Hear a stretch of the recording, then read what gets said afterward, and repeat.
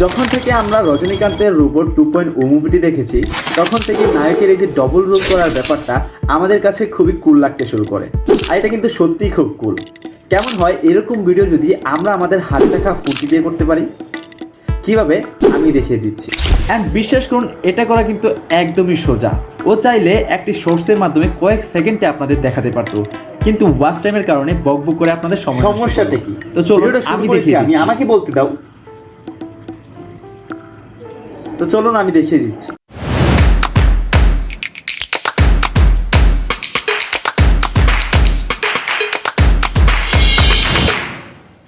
তো সবার প্রথমে এরকম একটা ভিডিও শ্যুট করে নেবেন। ভিডিও শ্যুট করার ক্ষেত্রে প্রথমে ফ্রেমের এক পাশ থেকে ভিডিও করবেন, তারপর পোশাক চেঞ্জ করে ফ্রেমের অন্য পাশ থেকে গিয়ে ভিডিওটা করবেন।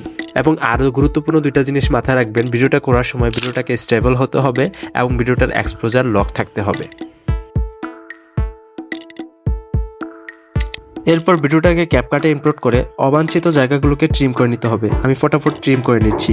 এরপর দুই পাশে দুইটি ভিডিওকে আলাদা করে নিব এবং শেষের ভিডিওতে ক্লিক করে নিচের দিকে একটু স্ক্রল করে গেলে আমরা দেখতে পারবো ওভারলি নামে একটা অপশন রয়েছে। এটাতে ক্লিক করার সাথে সাথেই এই ভিডিওটা ওভারলি হিসেবে তৈরি হয়ে যাবে।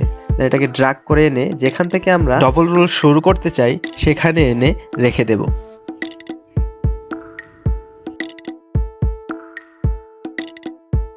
তো ভিডিওটা হয়েছে কিছুটা এরকম। এখন আমরা উপরের ভিডিওটা থেকে এই পাশের জায়গাটাকে সরাতে পারলেই ডাবল রোল ভিডিও তৈরি হয়ে যাবে। তো সেটা কিভাবে করব আমি দেখিয়ে দিচ্ছি।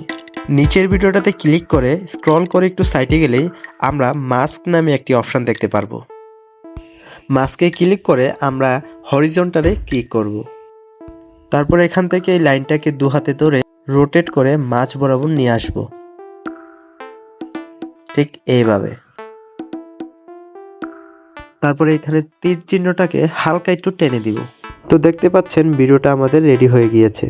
তো আমি প্লে করে দেখিয়ে দিচ্ছি। তো এভাবেই খুব সহজে আপনারা ক্যাপকাটে ডাবল রোল ভিডিও এডিট করতে পারবেন। তো আজকের এই ভিডিওটি দেখার পর আপনারা শুধু ডবল রোল ভিডিওই না, ট্রিপল রোল ভিডিও করতে পারবেন ঠিক এইভাবে। এন্ড এটা কিন্তু খুবই সোজা।